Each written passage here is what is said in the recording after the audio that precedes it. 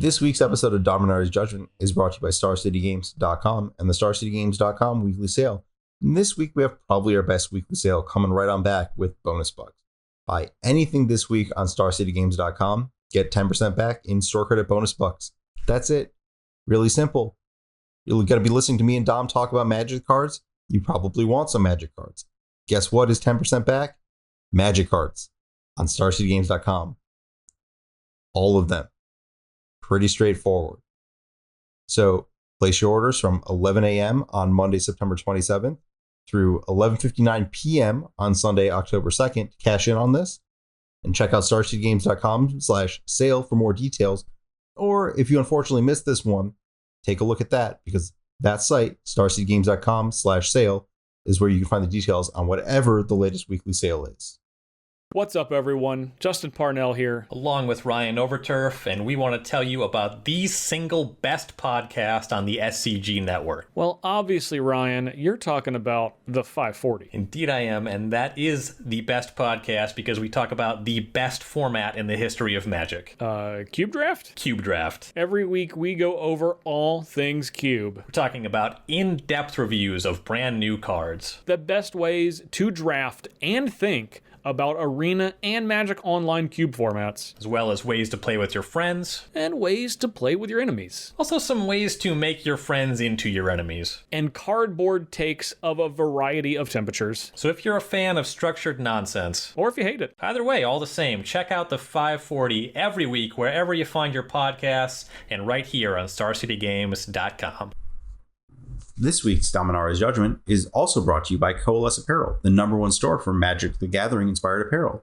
Take a look at their t-shirts, hoodies, stickers, and just general stylings at coalesceapparel.shop. Then use gift code SCG at checkout to save 10% on your entire order. And seriously, I want to emphasize that sticker part. Shirts are cool, but you can send a targeted message with a sticker. Slap it on your deck box if it matches your commander, or if you really want to get inventive, find a way to slap the 3x4 sticker on your 2.5x3.5 Magic card, maybe with a sleeve, maybe with a hard case. You're inventive people. You'll find a way to make it work. So take a look at coalesceapparel.shop, check out their product lines like Wooburg Forever and Ravnica University, and see what catches your eye. Remember, use gift code SCG at checkout to save 10%. Coalesce Apparel and Design. No one made what they wanted, so they made it themselves.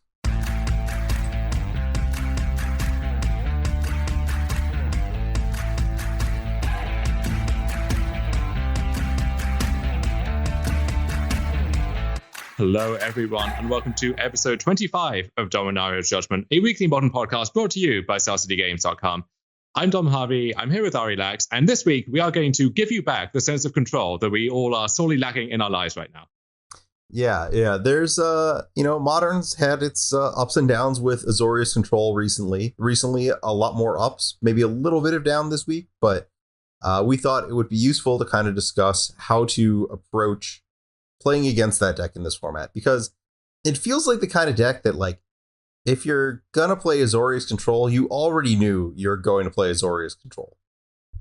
Yeah, I saw a mutual friend of ours, Zach Allen, posting that he'd been posting up great results with Blue Eye Control over the past week, and would recommend it to anyone out there playing a tournament this weekend. And in my mind, I was thinking, well, first of all, you're always going to post results with Control, regardless of how good or bad it is. Secondly, you're always going to play Control, regardless of how good or bad it is. And so, take all of those recommendations with a grain of salt. But I do think that Zach and the others are onto something. I do think Azorius Control is one of the best decks in Modern at the moment. And as you say, there is a contingent that's going to play it no matter what. So if you are playing a large Modern event, you will be playing against this deck. And knowing how to do that, I think that's one of those things which newer players in general, and even if you're an experienced player, but you're new to that given format, knowing how to play against that format's version of the reactive control deck can often be quite tough to figure out.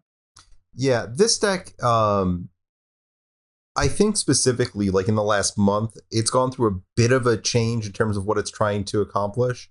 That makes it really important to understand exactly what it is trying to attack, and then in return how you need to attack it. Okay, so we will get into a lot of the specifics of that in our main segment here. But as always, we want to open the show going over the results from the past weekend with a focus on Magic Online, and looking at the results from, in particular, the Showcase Challenge that we had replacing the normal Saturday Challenge. Maybe this episode or the next episode needs to be how to beat Burn, although I feel like that one is a little easier to figure out. Yeah, I mean, there are a lot of cards. On the subject of control, I expect to see some oh my gosh, I'm blanking on the name of the card. The rebound, gain 2, you get hexproof, your burn opponent goes and cries in the corner card. Yes. But yeah, there was a lot of burn in this showcase challenge. And notably, one of the players is someone who is just like, it looks like they are like the successful modern burn player. Like, no offense to Patrick Sullivan, but the same name keeps popping up in all of these results every single time that we say, oh, look, Burn did well in this showcase and then this other event. And that is oddly uneven. Yes, and it might be a bit of an unfair comparison because Patrick has his kids to corral and lots of stuff to be getting on with, not going to be found in the trenches in the modern challenges anytime soon, I think. But for the players who are, this is a name that's popping up time and time again, almost always with Burn. So this is a good starting point to look at. And going back to this ongoing debate over whether you should be playing a Lurrus as a companion in your Burn deck. There are 3 Burn decks in the top 8. 2 of them have Lurrus, and the third is the most successful deck by the most successful Burn player. So take that for what you will. Yeah, I'm just glad to see that we're over this whole Ragavan Dragon Rage Channeler thing. Just like, play the Burn cards. It's fine. None of them are new. It's okay. You're allowed to play with old cards still. This deck it's the same cards that it's been playing since like what, 2015? I'm actually looking at this list. I guess Skewer the Critics is the only new card, but like, they're like, you would just like add a Rift Bolt, a Helix, and a Shard Volley or something in 2018 and you'd be good. Yeah, I'm trying to think what the last big pickup for the Burn deck was. I guess Monastery Swiftspit was a real game changer, right? In Khans of Tarkis, we're talking late 2014 there. Beyond that, there was this brief phase where everyone wanted to splash a Tarkis command in their Burn decks, and then as a result, Wild Cattle seemed like a free roll, even though it really wasn't. And so that became the subject of heated debate for quite a while there. But yeah, after a certain point, the Burn deck that maybe you bought into in 2016 is still very legal and very good here in 2021. Yeah, 4 Sunbaked Canyons in the land base, but whatever. That's is what it is. Yeah, I mean, the deck's pretty good. It is reliably scary whenever I play against it with anything, but I think that's because I don't actually know when the last time I gave Burn like active respect in deck building was. Yeah, maybe it's this weekend, right? Coming off of this results, where I think you have to respect it now, and I don't think this is a one-off. So in the Sunday challenge, which I was still working to piece together the exact results for here, recording on a Sunday night, but at least one copy of Burn in that top 8 and Burn all over the leagues, as it often is whenever it's done well recently, and then in the prelims as well. So kind of in between here, between the challenges and the average modern league, Burn popping up a lot there as well. So would expect to see a ton of Burn, and I also think Burn is another one of those decks where, regardless of how well positioned it may be, it has a dedicated fan base. When we had our episode a few weeks back on how to buy into Modern or how to dip your toe into the format, Burn is a cheap deck, a deck which is somewhat easy to play at a baseline level. You do have to work hard to milk those final 10% or whatever out of it. But if you want a deck which you can play at decent capacity, reliably, and is always going to be at least somewhat playable, then it's really hard to do better than Burn. Yeah, I think that low, I don't want to say floor, but like, if you play the deck with like, a C level of skill, like you get like 80% of the way there. It's pretty forgiving in terms of like, I guess it's not forgiving in terms of like making a small mistake, but in terms of like not having a precise idea of exactly what your opponent's doing or like what exactly is supposed to happen on a turn, like the default assumption is correct the vast majority of the time. Yeah, there are some common mistaken, I would say, play patterns that you see from novice Burn players. I know when Matt Sperling was putting up his first PT top 8 in Standard way back when with a Burn deck, he described the thought process that led him to this deck as, well, I'm playing against this deck on Magic Online all the time, and even though my opponents are clearly leaving some damage on the table here and there, I'm still having a hard time winning. And, what if this deck was in the hands of someone who knew how to get those final 3 or 4 points? And I feel like that translates to modern Burn as well, where you often see Burn players lose with a hand of these reactive cards that just don't line up well in the situation or against what their opponent is playing. And you find yourself thinking, if those were literally any other cards, if you were not allowed to sideboard, and those were whatever burn spells you boarded out for these cards, you probably would have won this game and won this match. So I think knowing how to stay disciplined in that sense with Burn is pretty important. But yeah, Burn always going to be a fixture of the modern format. And I'm not sure what would have to change necessarily to push it out. I guess like a resurgence of Dredge would be the first obvious thing that comes to mind. Dredge is a big issue. The other thing, like in terms of new printings, I think the thing that would be a nightmare for it is if the mana in Modern stopped being so painful. A big part of Burn is that you're exploiting the fact that everyone is playing, fetch, shock, you have your own Sunbaked Canyons, but whenever someone else plays a Horizon Canopy, it's a great day for you. I know, like, Shatter Skull Smashing in the Mono Red Eldrazi deck, even, like, people just take a bit of damage here and there, and when that's worth a full card, that's a pretty big deal. The other deck, which is all over these Saturday showcase results, a more recent addition and best deck in Modern here, and that's Hammer, which was on, I would say, a low point over the past few weeks, but seemed to be back in full force here. Maybe as a response to, this might be the next level response to Burn coming back, where I think that matchup is famously pretty good for Hammer. And a lot of these Hammer lists in the 7-2 or better records here, almost all of them have the slight splash for the Thought Seizers in the sideboard. That seems to be stock at this point. So I know a lot of the people that I kind of hear about Modern from in terms of like idly playing Hammer, Jacob Nagro talking to like also Alan Wu has been getting back into playing some Magic in Modern. Oh, you'd love to see that. They are just of the opinion that Hammer is the best deck. And a comment that was made by Jacob that was pretty prescient, in my opinion, is that the Thoughtseize kind of let you, like, there's this debate in Hammer where you get to like 56 cards and the last 4 are just like random things, like, these ingenious smiths or like the one Steel Shaper's Gift or whatever people try to play these days. And you can kind of like, you don't need your sideboard to be perfect. You just throw some Thoughtseizes in your deck if your main deck cards aren't great in the matchup. Just call it a day. And it kind of smooths over a lot of the deck building issues while letting you still like produce a main deck that is all proactively relevant cards and not like answers like Thoughtseize where you're effectively mulliganing away.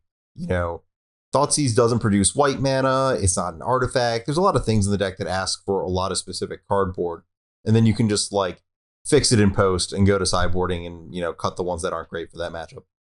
Yeah, there's usually some card in your main deck which is pretty weak in post-sideboard games in a given matchup, whether it's Esper Sentinel against a very creature-heavy deck, for example, or Memnite against basically everything if you think the game's going to slow down a bit. If you're playing the list with Ingenious Smith, then sometimes in grindy games, that is one of your better cards. Maybe you're on the draw against a faster deck and you just can't rely on that card being fast enough. So having this broad purpose, both answer and threat almost, where it can be taking the thing that you care about most, maybe if you want to not have to slog through a Force of Vigor or whatever, then this is a good proactive answer to that. But it's also, in a weird way, like you can pick a hole in the opponent's hand in general, especially if in this matchup they have to mulligan to a fast hand or one with early interaction, or if it's another linear deck, then they can't afford to keep a slow hand, and so they go to 6, go to 5, looking for a fast draw, and then Thoughtseize can just pick a hole in that, set them back several turns. So you can almost always find a good use for Thoughtseize, and if the rest of your sideboard is stuff like Sanctifier on Vec or other cards which are quite heavily polarized, it's nice having this one thing, which almost always you can upgrade your worst card to, and it's going to be good enough. Yeah, I will note that Sanctifier had been sneaking into some main decks, and I don't think we see that this week. But Yeah, that card is pretty good. There's also a bit, with this addition of black, there's Marsh Flats in the deck. So we're starting to see some Mishra's Bauble show up as another 0 for the deck. And, obviously with Luris, it's doing that exact thing. It's one of those cards that, like, is almost shocking that it isn't in the deck to begin with.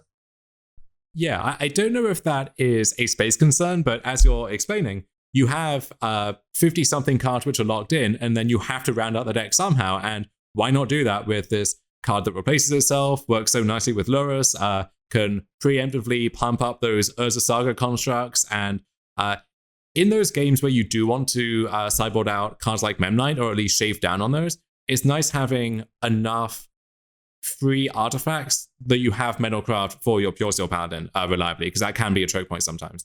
Yeah, I know that in the pre-bubble list, I have been extremely hesitant to cut the 0 drops, both for, the Pure Steel Paladin Metalcraft thing, but also it starts making your Springleaf drums a lot worse, and that's, you can afford some of that. I know Affinity would sometimes even sideboard down on Springleaf drum, just like to get some more action in the deck and less air, which again, you're cutting Memnites at that point as well. But yeah, Bauble just makes that all, more palatable because it's only one issue you're causing and not 2 or 3. Mm-hmm. So in the rest of the Saturday results, it's mostly more of the same at that point. Nothing too much to write home about. Moving over to the Sunday challenge, we only have 1st through 8th at this point, but that shows a quite diverse spread of modern decks doing well here. We have a copy of Mill, a copy of Burn, a copy of the Domain Zoo deck, which we noted popping up repeatedly in the hands of the same player, but now with a few others picking it up too. That's been in the leagues a bit, in the prelims and so on. I think this is quickly creeping into just tier 2 modern deck status at this point. And I think that's a good place to put your effort if you're looking to pick up a lesser known archetype and keep refining it, because in a deck that has access to all 5 colors, a bevy of different threats, all of the different interaction and so on, and then all of these deck building choices that come with that, finding the right list of that is going to be hard, but also quite rewarding, I reckon. Yeah, I think this is also a good time to be playing Territorial Kavu. It actually, we've been going for a little while where the game text on that card is kind of whatever, it's just kind of a 5/5, but the exile clause on it is, back to being pretty good with we've spent a decent amount of time talking about Faithful Mending, and this is just a better Scavenging Ooze because it actually attacks for damage against the Faithful Mending decks. Yeah, it's weird to say that the threats in this deck are good against Burn when the mana base is so hideously painful. At the same time, if you can weather that, then your 1-drop in Wildner Castle can often brick a 2-power Goblin Guide or Monastery Swiftspear, and then the 2-drops, whether it's Sign of Draco, Territorial Kavu, Tarmogoyf, all of them often survive at least one burn spell, and so they're trading for several cards or an attack and a burn spell, and you're pretty happy with any of those exchanges. And I think those cards also give the deck something of a burn-esque quality to it, where if your opponent ever stumbles and you get to carve out, well, they're just dead. The game ends on the spot. Yeah, this is pretty classic Zoo, and you've also described the classic Zoo versus Burn kind of dilemma where, if you take 6 damage from your lands, you are going to die on turn 3, but if you don't, and then you play big creatures, you might actually just kill them first. So all I'll say is just, think before you shock. Mm-hmm. And then a copy of Hammer, a copy of Living End, a copy of the Zuma Jund deck, and then Is It Murktide as well. So nothing new there, but the first place deck from today is something that is worth diving into a little further here. So this is it fair to call it 4-color good stuff, or is that maybe not capturing everything that's going on here? I believe the player who won the challenge called it Sky Noodle Midrange, but yes, that is 4-color good stuff. Yes, the titular Sky Noodle, of course, being Yorion, which I think has I think players are maybe overlooking just how good Yorion is if the format is getting to this more grindy place, where certainly in Standard we saw this, and Pioneer, Historic, and so on. And at a time in Modern, certainly under the old Companion rule, but we haven't seen Yorion show up much recently. But when we do, it's often as the the go-to way to get an edge on any kind of mid-range or control matchup. And if you think there's going to be a lot of blue-white control and elementals and Zuma Jund and so on and so forth, then being a Yorion version of, I guess you could be blue-white control with Yorion, right? We've seen that in the past and may see it again. But even just these bigger mid-range decks, we saw like 5-color Niv Mizzet with Yorion, I think, in kind of Strixhaven Modern back in May. That is just a good, reliable plan, I think, if you need to go big. And if the games are about trading cards, then having a free 8th card, which often translates into another free 2 or 3 cards on top of that, is a good place to be. Yeah, it's kind of the question of like, well, if you're going to be arbitrarily exchanging cards and it's really hard to tell who's going to be ahead, it's like, well, the player who has resolved Yorion is going to be ahead on cards and it's not close. And this deck is pretty good at exchanging cards. There's a lot of cards to go through, so I guess to the quick highlights, there's a lot of the typical efficient interaction you expect to see: Lightning Bolt, Counterspell, Prismatic Ending. Along with those, the Pitch Elemental, Solitude, and Fury, pretty good things to Yorion. There's, in terms of things that are going to also be good to Yorion, Omnath obviously is kind of like the auto pairing with Yorion and how you get to the mana. Omnath is kind of like the anti-companion tax. Yes, and I think this deck might be addressing some of the problems that I had with Elementals, which, don't get me wrong, has been doing very well recently. It was all over the challenge results last weekend and doing decently well this weekend as well. So if it ain't broke, don't fix it. But if you do want to fix it, something like this might be a good place to start here, because that core plan of the pitch elementals, Fury, Solitude, and so on, with just being a good Omnath deck, having the free 8th card as a companion, and then stuff like Prismatic Ending as well, rounding it out, Teferi Time Raveler, just the generic 4-color good stuff. To me, that's a good recipe, but it felt like the Elementals deck just had some holes that were quite easy to exploit, and this doesn't have the same explosive capability with Risen Reef and so on, but it seems like a more kind of coherent and stable deck for the most part. Yeah, the Elementals deck kind of has an issue where, like, it doesn't do stuff a lot of the time, because it's like, well, I've drawn like a white card, a blue card, a green card, and a 5-drop, and some lands, and that doesn't do anything. And this deck is like Counterspell, Expressive Iteration. It'll get somewhere. The Icebank Quaddle and Wall of Omens are these kind of 2-drops that just like spin your wheels, but like also impact the board that the Elementals deck just really doesn't have. The Elementals deck is just really, really dependent on the Solitudes and Furies of the world. Yeah, and some of the hate cards that are aimed directly or indirectly at Elementals, whether it's Torpor Orb being lights out, or even just Blood Moon showing up in decks like Is It Murktide and the Crash Gate decks, I think this deck has more room to bob and weave around some of that than Elementals does. And if fighting control is going to be a priority now, then being a just Ren and 6 Teferi iteration deck, that foundation I think is very solid there too. Yeah, I think we've both managed to miss discussing the fact that this is also an Ephemerate Eternal Witness deck. Yeah, so I guess Witness is almost like the Risen Reef of this deck in the sense that it always gets you a card back, or at least most of the time, on the front side, and then you can chase the high there with Ephemerate, with Yorion here as well. And it almost works in reverse to Risen Reef, where with Reef, you want to hold all of your pitch elementals in particular, so that you can set up this big Reef turn where you play Reef and then you play a Fury or a Solitude and you ephemerate it, and you get to do all the things at once.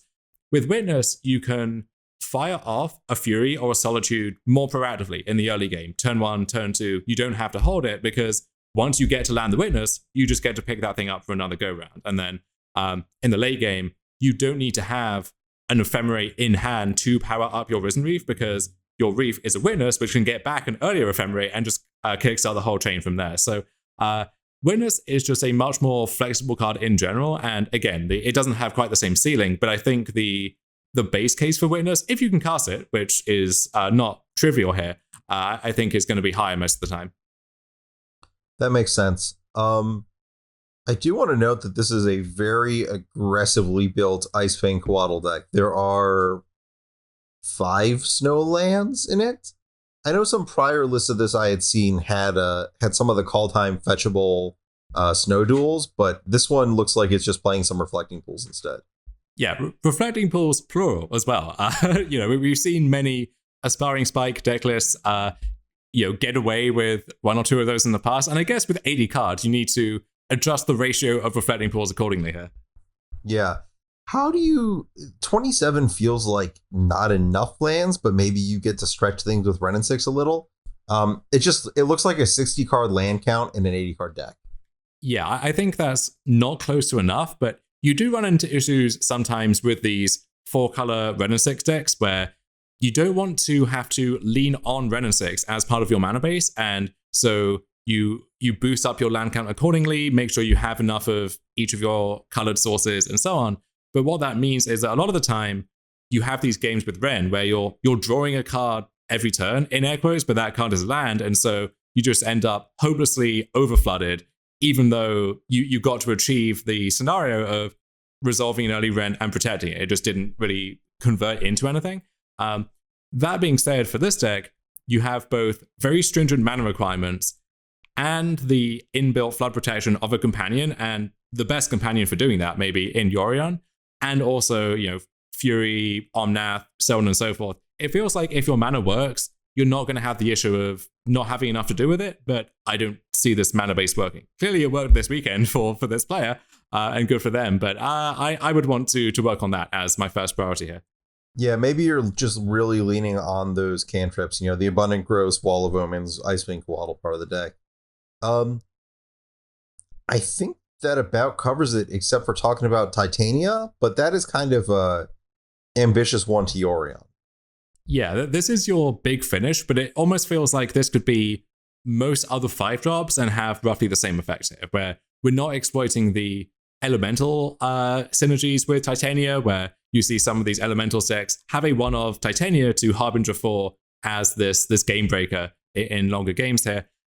We're also not pairing this with Zuranor or anything, Urza Saga, anything like that. We're just playing it, getting back a fetch land, cracking the fetch lands, getting another 5/3, and that's fine. That's going to be enough most of the time. But when it isn't, you've wasted 5 mana for not much effect. And the fact that on turn 5, if you just have to run out Titania and it dies with the return the land trigger on the sack, then you lose Titania, you're not getting a 5/3 on the way out, and so that feels like it's easy to line up something like Unholy Heat in a good way against that card.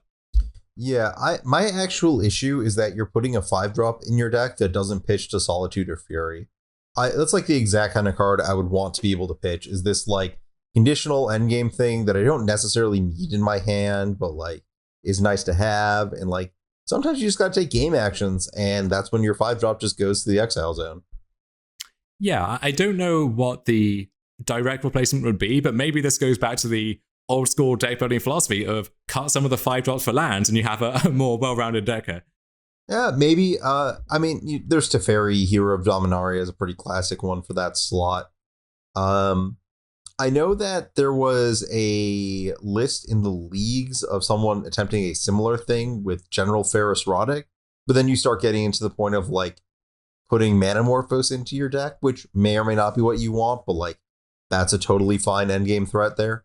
Yeah, I don't know if you have to do that necessarily. I think the General has maybe the same trap as Niv Mizzet Reborn does sometimes, where you get these visions in your eyes of, I could draw 10 cards with my Niv Mizzet, or I could cast double Manamorphose into an iteration or something with my General. And while that's good when it happens, I don't think you need to do that, and it's tempting you to build your deck in this mostly less sound and less stable way. I think it's fine if you run out the General on 3, and then turn 4 you iteration and do something else, and then turn 5 you Teferi, bounce that creature, and get another 4/4. And I think that's a fine pace for that card to play out in if you have other stuff going on. And it also pairs so nicely with Omnath, right? Where you have that 3/4 curve, or you can use that 5 mana sequence of Omnath into fetch land, crack it, trigger that second landfall ability, you get up to 5 mana, and then you play General and either Ren or Iteration in the same turn, and going to be very hard for any fair deck to come back from that one.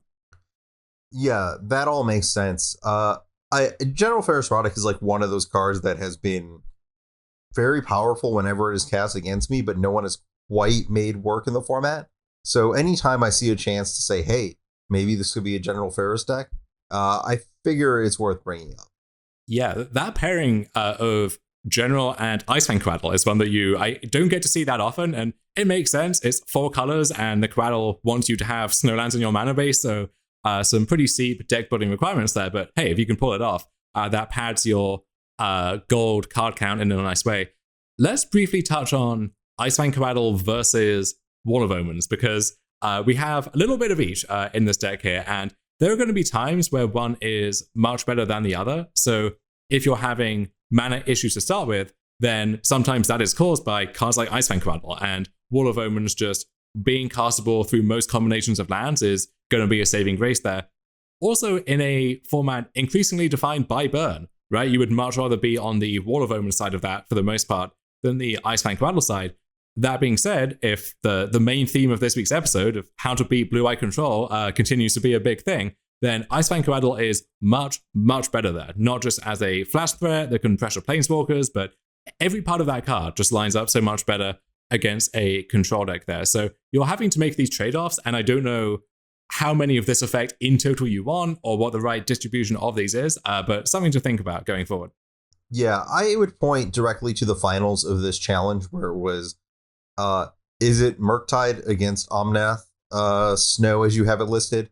I think that this deck that is 4 Lightning Bolt for Prismatic Ending could really use more ways to kill a Murktide regent.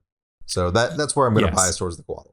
Yeah, Wall of Omens is conditionally better at invalidating Ragavan on turn 2, but even then, most of those decks also have Dragon's Rage Channeler, which eventually is flying over wall, or Murktide Regent, which is flying over wall, and Icefang Quaddle can threaten to trade with a Ragavan out of nowhere and force them to use an Unholy Heat or something at a window where they might not want to. So yeah, I think across the board, Quaddle is just the better card, and that philosophy of play the good cards really comes into full effect with these decks. Yeah, I mean, when you're putting cards of any color, like, you have to be selective. There's a lot of cards, even if you're putting 80 cards in your deck.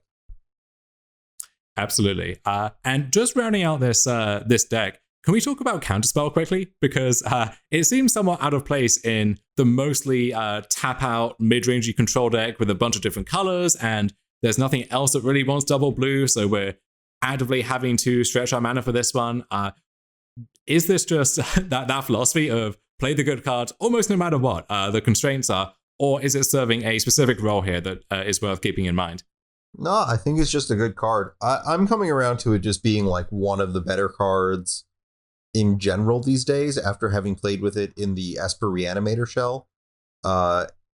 It's just like really impressive to just be able to counter anything. Like, I get that it says counter target spell, but like, you don't quite appreciate the scope of like being able to like counter their 2-drop or like counter their 10-drop or like set up for like, it's, it just does everything. Like, you can just like have a game, like, it's just going to trade for whatever you wanted to trade for. It's really silly to be saying all this because we're so used to like Mana Leak or whatever, where you're just like, oh, this is a spot where I get to trade it for something. And with Counterspell, you just have this luxury of just like, this is what I care about this game. Counterspell is going to trade for that card. Yeah, most decks in Modern play spells, as it turns out, and Counterspell is good against spells, and that's why they pay us the big bucks here. But I think specifically for a deck which is so good at contesting the battlefield, and you can end up casting the same Fury and flickering that Fury several times in one game, or you Prismatic Ending this thing, and then Icefang Quaddle trades for that thing.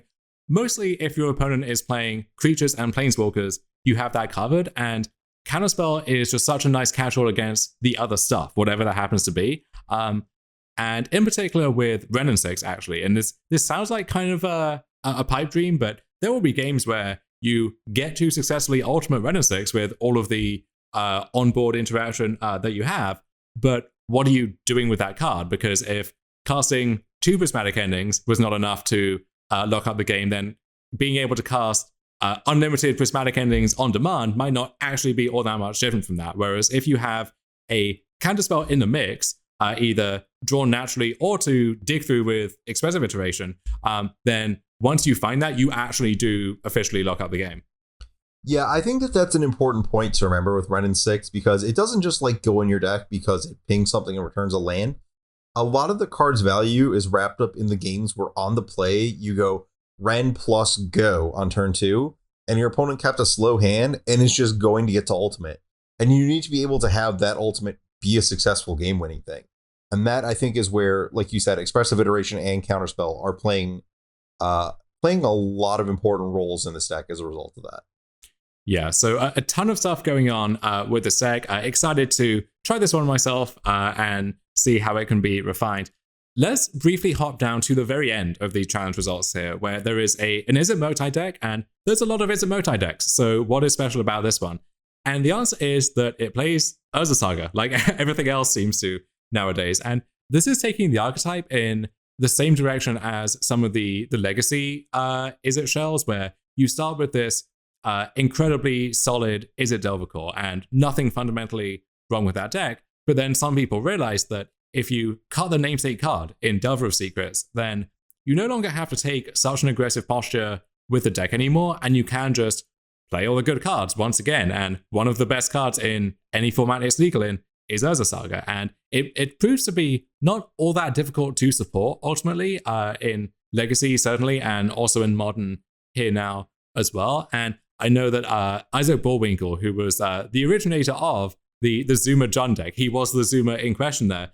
He was big on this idea and has been iterating expressively on that over the past week or so. So this might be a direction we see taken more and more here.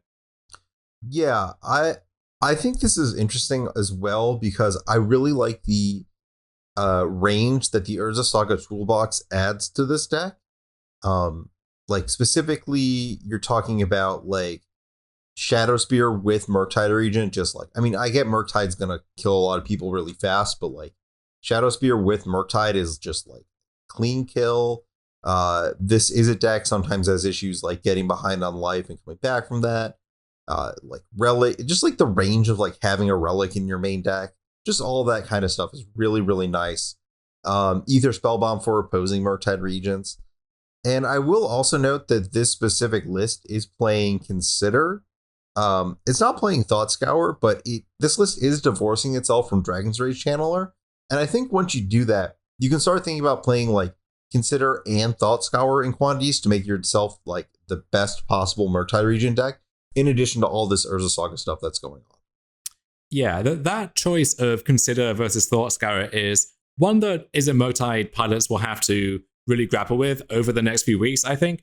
The argument for Consider is that even though it doesn't enable those nut draws of, turn 1 Scour into turn 2 Motide Region, or turn 3 with something else going on, doesn't let you power up Delirium quite as consistently for Unholy Heat and Dragon's Rage Channeler, it just is better at getting you out of the spots where you're already struggling. So these one-landers where you're kind of priced into keeping, but you really need to hit that second land on time, or the games where in these cantrip heavy decks, as often happens, you start to flood out. And in those spots, drawing a Consider on turn 5 is so much better than drawing a Thought Scour.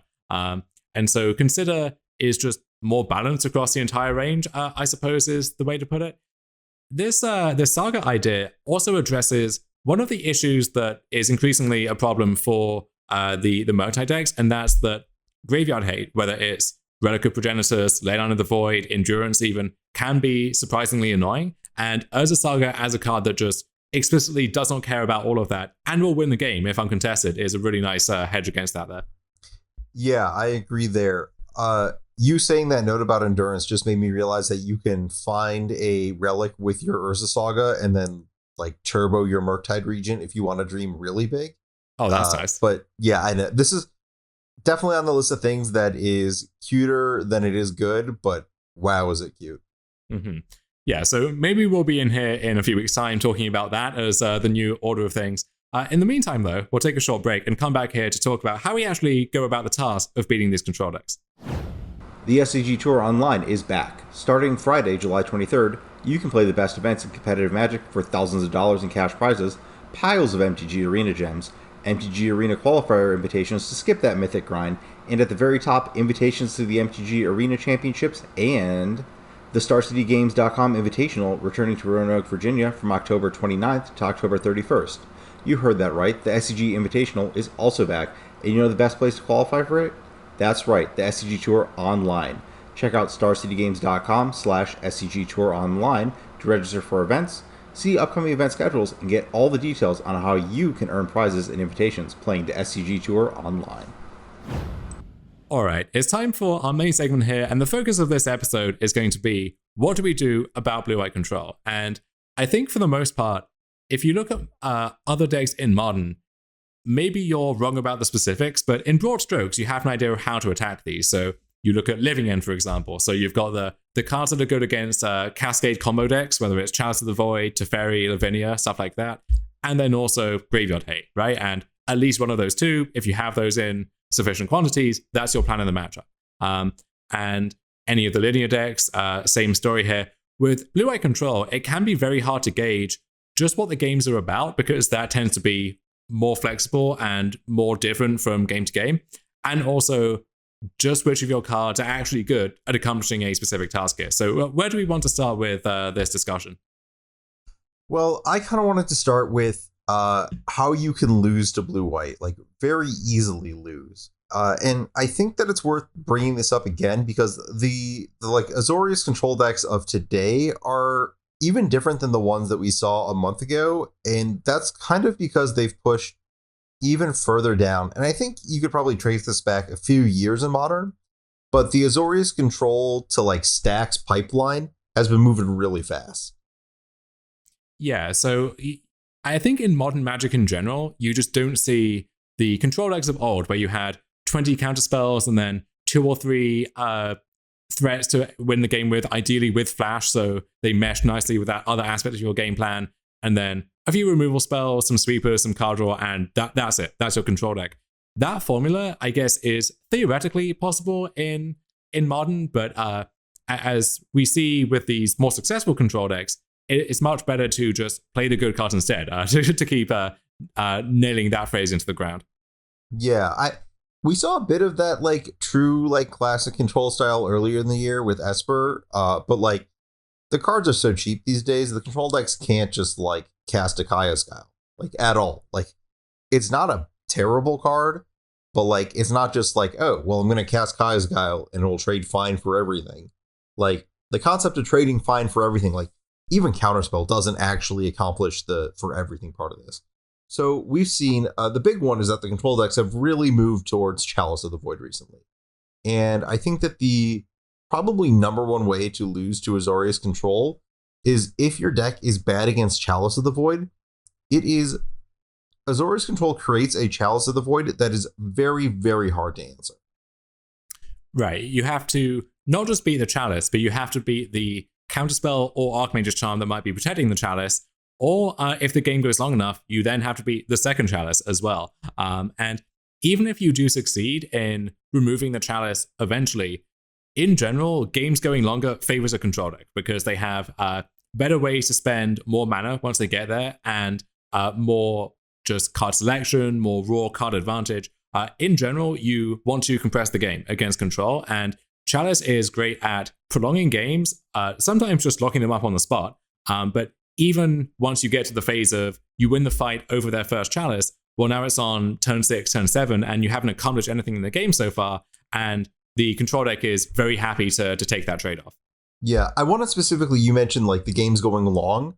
I think the window on that is even shorter with this control deck because of 2 cards turning on. One of them is the like full cast mode on Solitude, where if you just extend the game against a lot of decks that lose to Chalice of the Void, you're reaching the point where you're just hard casting Solitude and then that messes them up. But the other one is actually a card from Adventures in the Forgotten Realms, and that's Hall of Storm Giants. And I don't think until your opponent attacks you with it the first time and you're like, oh, that's a problem. It's easy to underestimate how big of a difference it is between like soaking up like 2 to 3 Celestial Colonnade hits and just like taking one Hall of the Storm Giants hit and just being like, oh yes, I'm dead on board and now in the abyss. Yeah, and for the decks that are weak to Chalice, some of them, especially the combo decks, literally could not remove the Hall even if they wanted to. And then when you think about the one-drop heavy decks, like the various Channeler, Ragama decks, and so on, I'll let you do the math on how hard it is to kill Hall of Storm Giants with Lightning Bolt or Unholy Heat, right? It's a lot of cards and a lot of mana that you probably don't have. And so that's kind of a non-starter. And yeah, just the prospect of that card looming over the game is enough to make you play more quickly by itself, because somehow that one creature land is now the most resilient finisher that these decks have access to. Yeah. So that's the first like big hitter, like easy way to lose.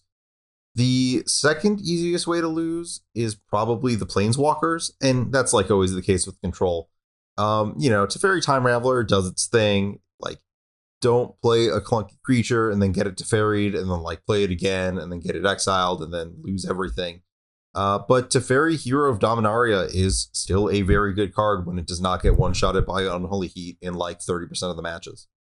Yeah, I think a recent addition in Memory Deluge is a big factor there too, where even just the 2 copies of that card, let's say, that you find in some of these lists, that is such a crushing advantage to have to work through in any kind of longer game, that it's almost impossible now with that card in the mix for the control deck to end up not having action past a certain point, where either they've drawn a Deluge already and so they will work towards that flashback, or you end up in this holding pattern where the moment they draw Deluge, the game just immediately slips out of reach. Yeah, and again, that's another card that is very easy for the control deck to exploit more like true mid-range clunkier things with, because if you're not taking a bunch of efficient game actions, they're just going to get into position to cast it the first time. And then from there, they're just going to extend the game to casting it the second time. Yeah, this was the issue I was finding with Elementals in that matchup, actually, where on the fundamentals, I think Elementals has a lot of stuff going for it there. You're a Cavern of Souls deck, all of your cards become Mold Drifters, or literally are Mold Drifters past a certain point. And it's easy to fight on that one axis, but eventually, you end up a card in this exchange, an upper card in this exchange. They kind of reset back to even with a Supreme Verdict, but you'll just start casting another Fury or something, and you just get buried under Memory Deluge. Like, that's a very common way to lose what otherwise I think is a decent matchup. Were they giving you the full hardcast Shark Typhoon too? Some of them were, but that's more of a flex than anything else. I don't know if that was the actual right strategy to be following there. I've actually felt like it is more often correct to hardcast Shark Typhoon in this format than I have in past formats. But like, I don't know by how much. It's kind of funny. Moving on from any kind of shark nonsense, I guess I will highlight the last way that it's very, very easy to lose to this deck. And that kind of feels like the Prismatic Ending and Solitude part of the deck. Like, in terms of answers, just the breadth of what those 2 cards answer and how they answer it. Usually you used to be able to like beat these, various Azorius decks by like landing a weird permanent, or like this creature doesn't die, and now it's just gone forever. Like, who cares? It's just done. Yeah, I would highlight Archmage's Charm as a big part of that puzzle too, where it is really tough to find a game position where that card doesn't do something good, whether it's as cancel, which, you're never happy to play cancel, but sometimes you will gladly take that in the situation. Or it's the instant speed card draw effect that is, the bread and butter that keeps decks like this going. Or it's, a lot of the big blowouts here involve that gain control mode, whether it's disabling Ether Vial, which is a big problem card for you otherwise, or you're sealing one channeler and then it's trading with their channeler, and so you end up engineering a different kind of 2-for-1 there. That card is just so good at every part of what it does, and you end up really feeling demoralized when you see your opponent cashing in a charm to draw 2 cards, because it feels like either their draw just massively improved and they're using the charm to patch up the one hole that was in it, or they have at least one more copy of Archmage's Charm, and you're going to have to slog through at least that and the 2 cards that they just drew and everything else in order to make any headway in this game. Yeah, I agree with you, and I really want to agree that the control magic 1 mana permanent mode is like by far the best. It's kind of funny because like you're always exchanging so far down on mana when that happens, but like it doesn't matter. Like the fact that it's just a 2-for-1 on board is just so brutal. Yeah, especially against Urza Saga, which is typically a big problem card for these control decks. Often, if that third chapter is not finding something that's immediately relevant, using the charm to take one of the constructs, and usually in the control deck, your constructs will be smaller than theirs. You don't have the incidental artifacts lying around to power it up. But even so, dealing with at least half of that card as a kind of break the glass emergency measure, gives you a lot of play against that card, which you simply don't have otherwise. Yeah, I agree with that. I also would point to like Archmage's Charm as like one of the big reasons that Death Shadow is no longer as huge of a factor. I had seen it creeping back in a little bit, but like between Charm and Solitude, you just can't run a Death Shadow into these Azorius decks. Oh, and Chalice of the Void too. Most Death Shadow decks really hate to see that, when the entire premise of the deck is you have the most compressed curve possible and you use your mana more efficiently than anyone else. Chalice of the Void's mission statement has always been to dunk on those decks as hard as possible. Yeah, absolutely. Any other things you want to kind of call out as ways to easily lose to these Azorius decks? I would say either playing into Supreme Verdict harder than you need to, or living in fear of Supreme Verdict. And those are the two opposite ends of the poll. And so, but that highlights the bind that these decks often put you in, where either way, you are playing into some kind of blowout and some kind of psychological feel bad there. And so you really have to just kind of play it by the numbers and divorce yourself from the final outcome, where you think back to like the mono blue devotion versus blue eye control days in standard, where you just had to shove every time because you weren't beating a Supreme Verdict. Like that just wasn't a thing your deck could do. But some of the time they wouldn't have the verdict, or they wouldn't have the fourth land, or they wouldn't have the fourth untapped land, or they would draw 2 Mutavaults or something. And enough of the time that worked to make that matchup not hopelessly untenable, just mostly untenable. Yeah, I tend to agree. I guess we'll get to this in the ways to beat this section, but like I think that maybe there's some value in like having a deck that always has to play that way, but I think in Modern you have the flexibility that you aren't in that mono blue devotion world of like, guess I have to play all my cards and hope they don't have it. Like you can build a deck that is capable of casting its cards every turn, but also like it will win the game if it doesn't get Supreme Verdicted in a way that forces them to play it before like it is all of their cards wrapped up in a single sweeper. Yeah, this is where Urza Saga can be so nice too, where it's making 2 distinct threats, so often it's hard to deal with using one removal spell, and you need a sweeper or a card like Charm or Solitude, which is at least half of a card there. And you're getting in at least one attack with that first construct that you make on their end step, and you're finding something which can then keep the gas coming with the third chapter, and once they have to tap out for the Supreme Verdict, you can then follow up with something which then demands another immediate answer there. So Saga is a good way to control the pacing of the game and to make them have specific answers that line up well against it.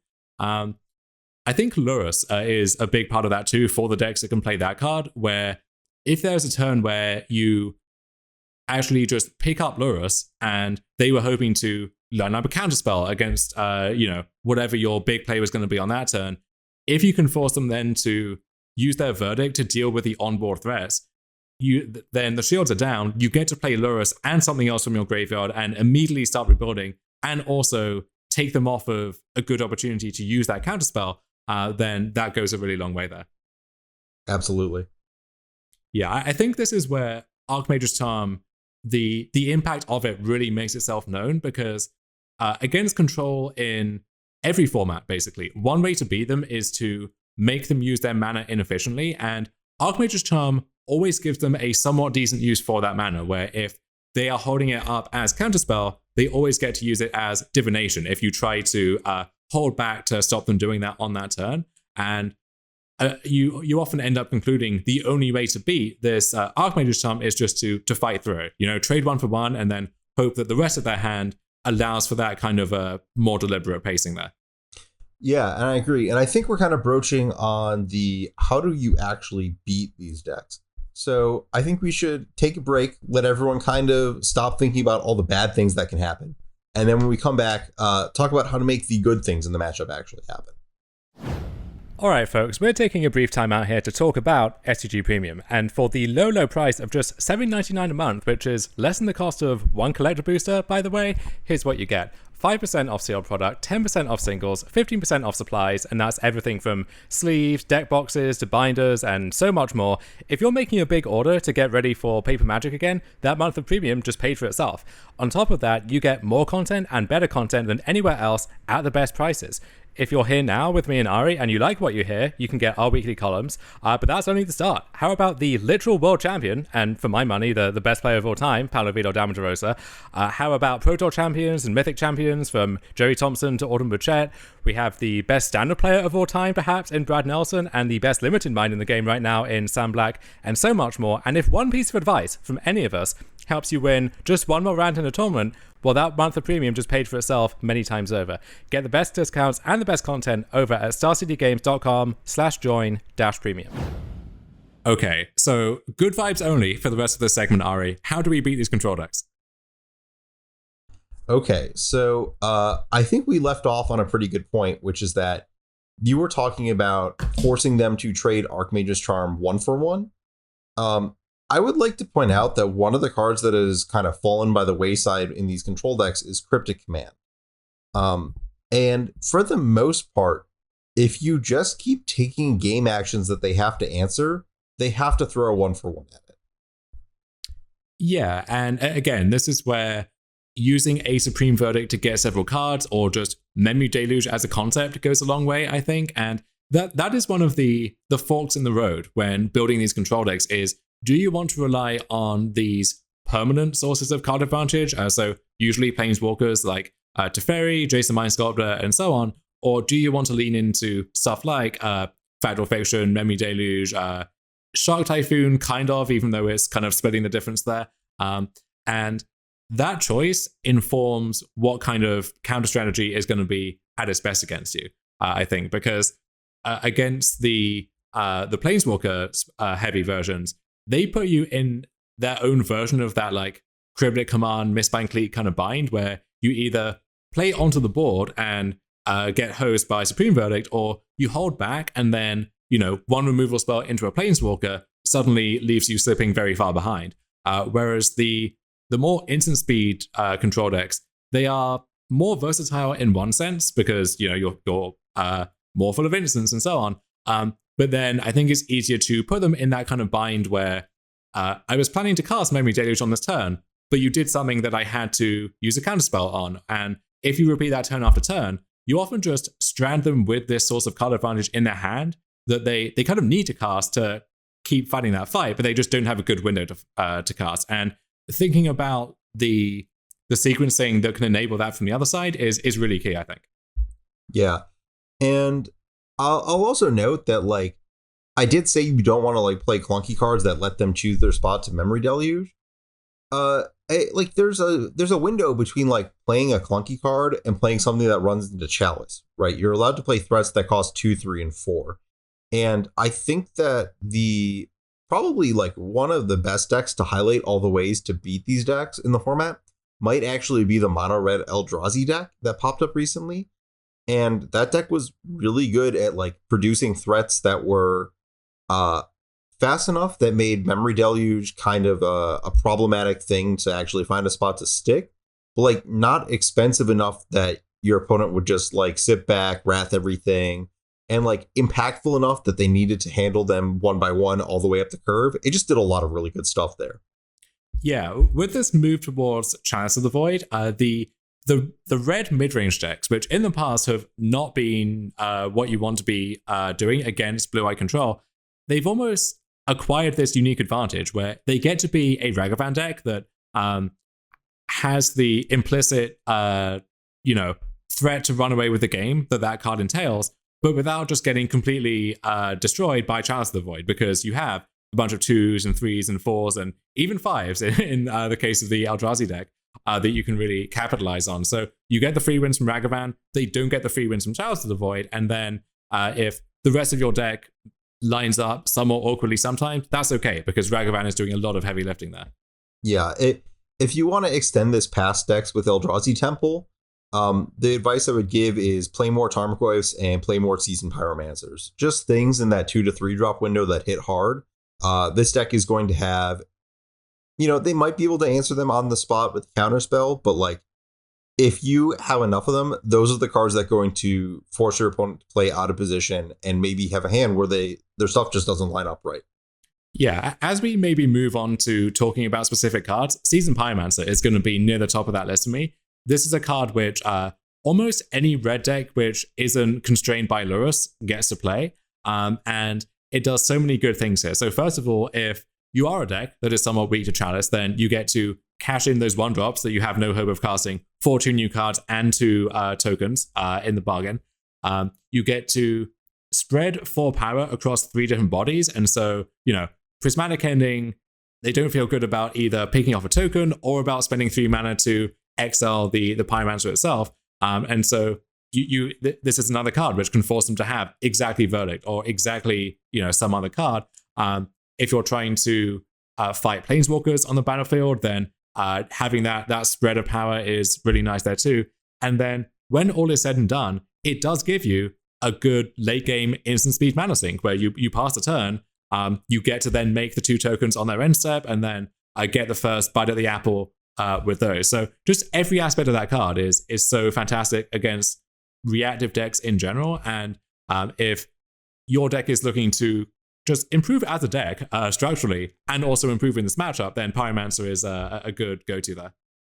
Yeah, I know that it started being added to the Temur Crash Gate decks. It hadn't picked up anywhere else besides that, but in terms of a deck that needs the help against this Azorius deck, the Temur deck is certainly one that could use it.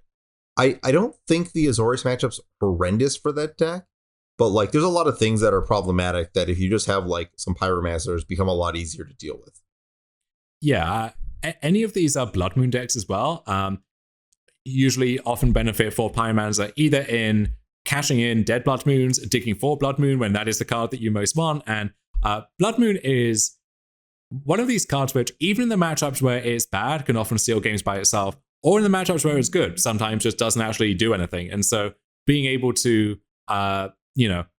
flatten out the variance there, I think is really nice. And against these control decks, they don't have all that many basics, and their colored mana requirements between, Counterspell, Archmage's Charm, and then Supreme Verdict and other stuff on the back end, they are pretty steep. And so Blood Moon, not by itself, I don't think that can be your only plan, but if you have enough other good stuff going on, then that can be a hassle for these control decks sometimes too.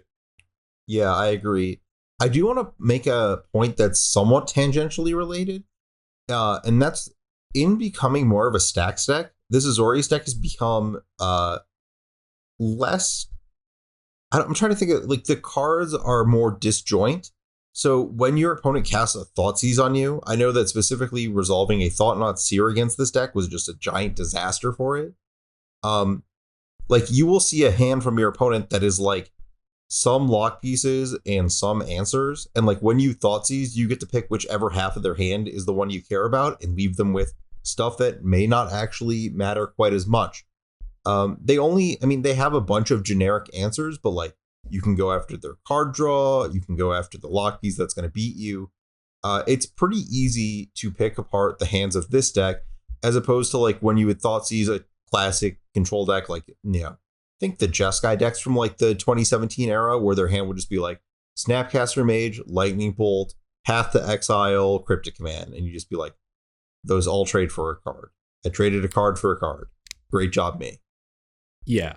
One weakness that stands out even more nowadays by comparison to everything else that's going on is this deck is quite inefficient by the standards of Modern in general, and certainly 2021 Modern, and it's almost artificially forced to be so by playing stuff like Chalice of the Void, where the 1-mana cards like Path to Exile and so on have worked their way out of the deck, and you just don't see classic Jeskai control doing any work anymore either. And so if you find ways to choke their mana on a certain turn, and the best way to do this often is cast some relevant card on their end step and then some relevant card on your own turn, even if they have all the reaction in the world, sometimes they just don't have the 4 mana and 4 blue mana for double counterspell, or, scale that up for counterspell plus Archmage's Charm or something like that. So you highlighted Endurance a week or two ago as a card which is very good in the format at large, but surprisingly good against these control decks, because you just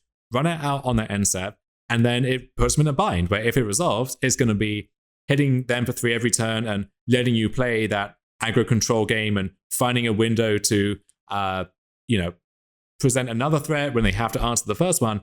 But then if they counter it, then the shields potentially are down for whatever shenanigans you have planned for your own turn. And that extends to other flash threats. So Brazen Borrower is a big one right now out of the various Cascade decks, but also maybe other shells as well. That blue-white Yorion deck, actually, which may be the next step here to answer the mirror. That deck had not just Borrower, but also Vendilion Clique and Restoration Angel. And so that deck can just do this very consistently most games in these pseudo mirrors. Yeah. And the important thing is being able to exploit that with a follow-on threat. I think this deck is really, the Azorius deck is really good at punishing you for only having 1 to 2 threats. But when you just have back-to-back things they have to answer, again, this is like the Thoughtseize thing where they're going to run out of the aspect of their hand that answers them. And when it's not just mana, if you EOT untap, cast a thing, and they somehow manage to answer both. This was the case when I was playing the Temur Cascade deck, and you were mentioning Brazen Borrower. You would often have these sequences where you'd end of turn cast Borrower, untap, make some Rhinos, they'd Supreme Verdict. You would just fire back again the next turn, and they'd be out of anything. If you just have stuff back and force them to answer it over and over and over, they just run out. Yeah, I would say the creature combo decks in the format as well. I don't know how well they line up against this type of control deck in general, but this is a play pattern that they can exploit sometimes, where the Yawgmoth deck, for example, you fire off a Court of Calling on their end step, and okay, they have to counter that because that's a potential Yawgmoth, and then that clears away on your own turn for another of your dozen different potential Yawgmoths. Same thing with the various Collected Company decks, where you go for Company on their end step, they're kind of priced into interacting with that in some way if they can, and if they can't, it's usually a disaster for them on the numbers. But then if that gets countered, then you have this window on your own turn to do whatever the main thing was that maybe Company was hoping to find in the first place. Yeah, I would feel much more comfortable with the Yawgmoth deck in that situation, just because you can use your Strangleroot Geist and Geralt's Messengers as the first part of that threat continuance chain. Yeah, and those are cards which demand answers like Prismatic Ending or Solitude, and Supreme Verdict just isn't very good at trading with those cleanly. How do you feel about Veil of Summer as a card which used to be this looming nightmare in every game where your opponent had a single green mana up for a control deck? That card has really fallen out of favor nowadays, but is that one poised for a return here maybe? I would actually not point towards this deck as the reason to move towards Veil of Summer. It's also a thing that falls under Chalice if that's a relevant part of the matchup. I would actually, I think Veil of Summer is a better tool utilized against the Esper Reanimator decks, which almost fall into the same category as an Azorius Control deck. Just because that deck leans so hard on Thoughtseize and Counterspell. I think that you need to hit the double up overlap there as opposed to just trying to line up with a Counterspell. Especially I think that the difference between when they were Archmage's Charm, Counterspell, and Cryptic Command versus just Charm and Counterspell is pretty big there. Yeah, I think Veil is also nice against Living End, where you need to protect your relevant cards from some mix of Grief, Force of Negation, Brazen Borrower, even Mystical Dispute in post-cyborg games. And you can find uses for it elsewhere in the format too. If the Grixis Ragavan deck specifically are picking up, then it's a good card there. But as a response to specifically control, I don't think it is really what you need. And that goes on to a larger point here, where the Cavern of Souls tribal decks we mentioned, or not even tribal, but just decks that get to play Cavern of Souls. We highlighted that last week as a potential response. And having played against these decks a bit more, I'm a little cooler on that than I used to be. In part because if Counterspell is not a thing you want to be doing in the matchup anyway, it is quite easy for them to just shave those or cut those entirely and have Archmage's Charm as the only real thing that Cavern actually gets around. But then that's a card which, if you're a small creature deck with Cavern, it's going to nab one of your things, and that was probably going to be its primary use anyway. Or it's drawing them 2 cards, helping them find the sweepers and the cheap interaction that they now have more of in these post-Cyborg games. Yeah, I think that Cavern is really good specifically for, again, if you are a deck like the mono red Eldrazi deck, it is really good at you're forcing them to answer everything and then removing a subset of the things they can use to answer them. If you're not forcing them to answer everything, Cavern is just forcing them to have the best lineup as opposed to the third best lineup. Mm-hmm.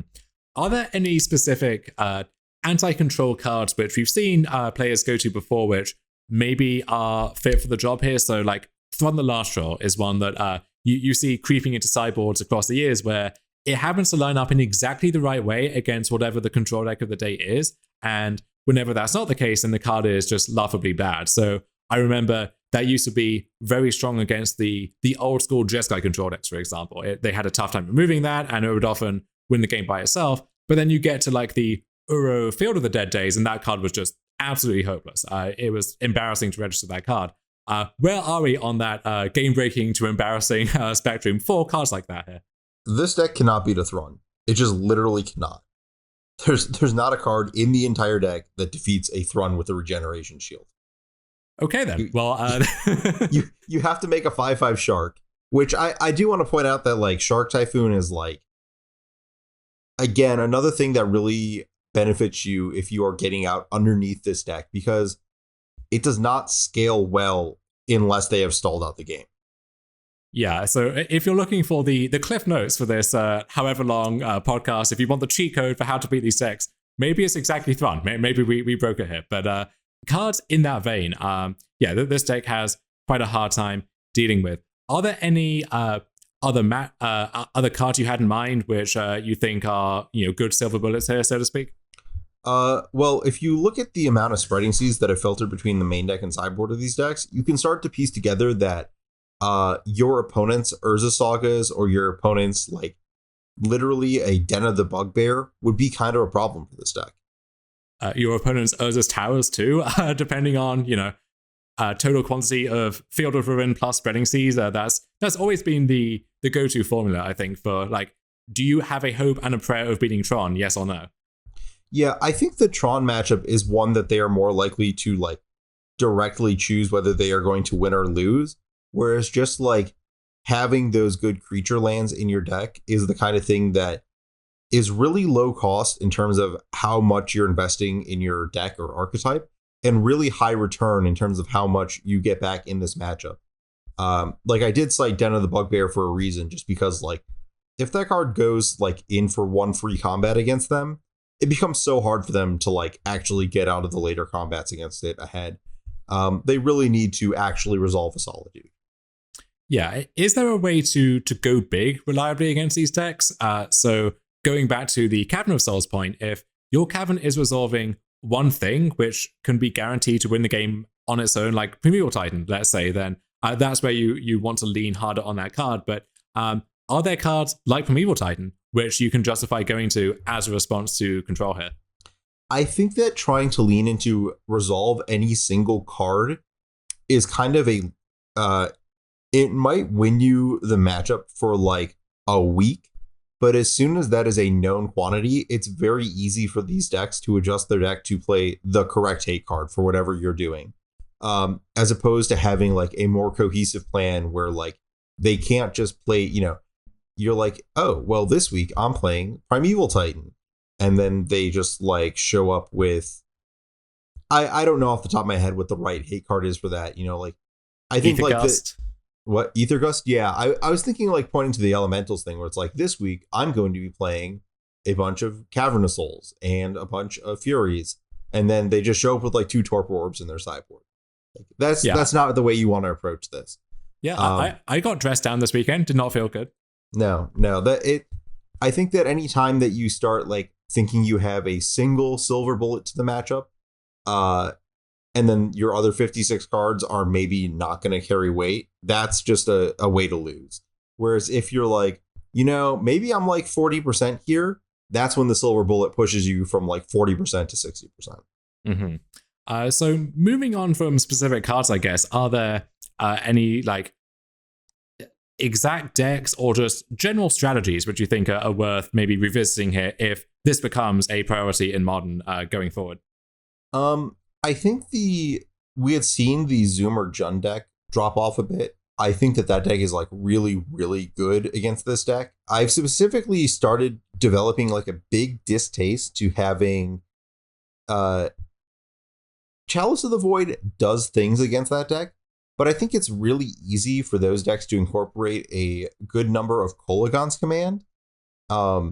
And suddenly like casting a Chalice is a liability, and that's really a problem.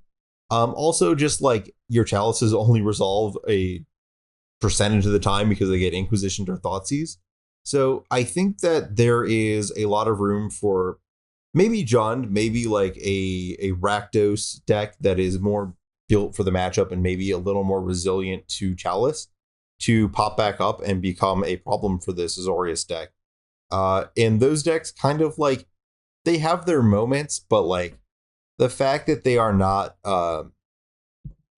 their answers are like a little less flexible in terms of like what they're doing and like how things get approached against like the spread again, as opposed to like is it Murktide deck where you're just like, this is Ragavan, this is Murktide Regent, you got to beat them both.